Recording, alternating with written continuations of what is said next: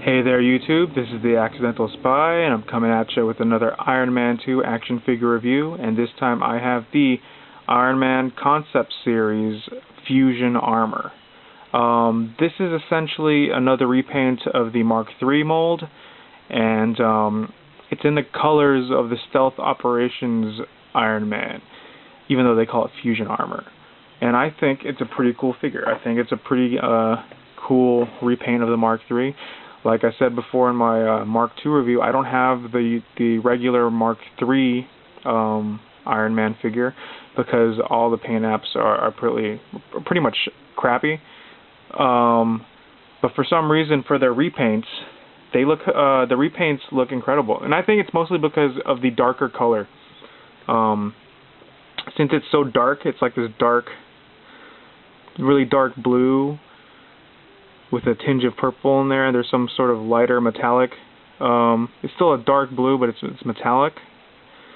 But I think because of those colors, the paint blemishes don't stick out as much as the red and gold. And because of that, I think this is a better figure to get. Especially if you like the Stealth Operations classic armor, which I don't have yet, but I plan on getting to. The way they painted the arc reactor, the red, it's kind of a little bit too simple, especially considering how the other arc reactors have sort of glowing effect. That's kind of disappointing. But other than that, I think this is I really dig this paint scheme. It's a very unique take on the Mark III mold. As far as articulation goes, it has the normal movie series Iron Man figure articulation. So you get a ball-jointed head, ball-jointed shoulders. Like I said before, the Mark III mold has removable, or the shoulder pads pop off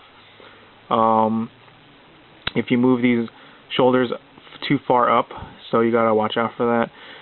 Single-jointed elbow, I believe, and swivel wrists. It has upper waist articulation, universal ball joints, jointed hips, double jointed knees, and swivel ankles.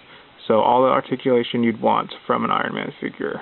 If you can find this figure, I don't know if this is part of the newer wave. I just started seeing these pop up in Walmarts and Targets recently, so I believe it's part of the newer wave of Iron Man figures.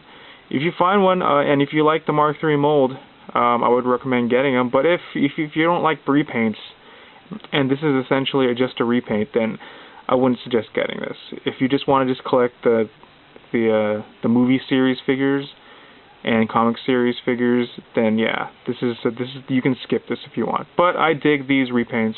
I kind of like repaints.